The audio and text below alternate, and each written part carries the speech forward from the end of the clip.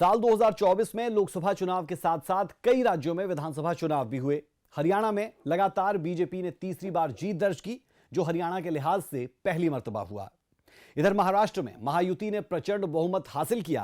देवेंद्र फडणवीस महाराष्ट्र के सीएम बने, तो वहीं झारखंड में साल भर तक चले राजनीतिक ड्रामा के बीच जेएमएम प्रमुख सोरेन अंत में सत्ता बरकरार रखने में कामयाब रहे। बाकी और किन किन राज्यों में विधानसभा चुनाव हुए और क्या रहे उनके नतीजे, जानेंगे हमारी इस खास रिपोर्ट में।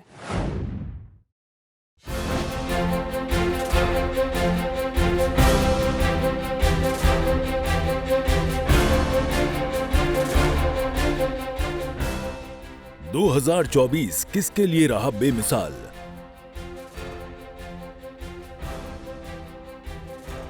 हरियाणा का दंगल।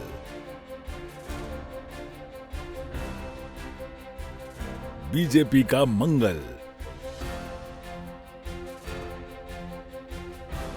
तीसरी बार फिर पूरा हुआ सत्ता का ख्वाब। साल 2024 में हरियाणा में हुए विधानसभा चुनाव इतिहास के पन्नों में दर्ज होंगे, क्योंकि हरियाणा के सियासी दलों के साथ साथ प्रदेशवासियों ने भी ऐसा चुनाव अब तक नहीं देखा था। ये चुनाव कांग्रेस के साथ सियासी खेला कर गया, क्योंकि कांग्रेस निश्चिंत होकर बैठी थी कि सत्ता की कुर्सी पर काबिज होगी।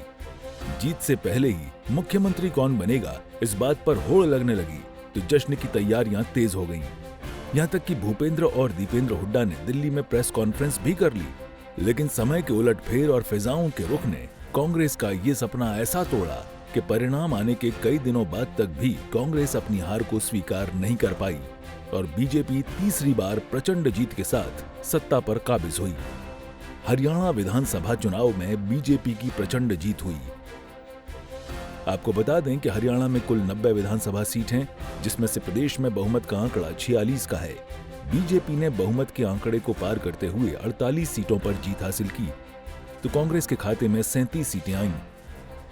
इधर इनेलो के खाते में 2 सीटें आईं, वहीं 3 सीटें निर्दलीय जीते।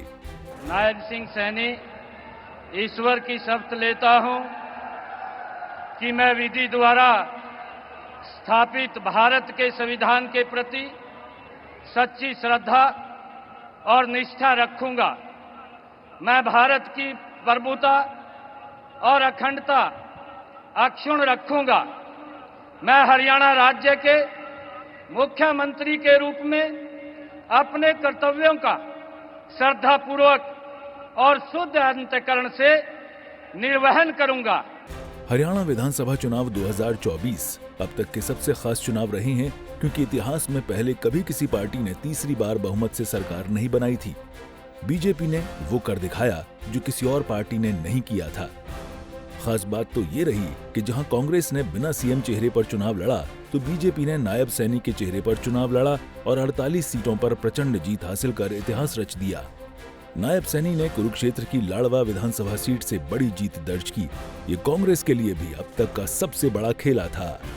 स्पेशल डेस्क, सूर्या समाचार।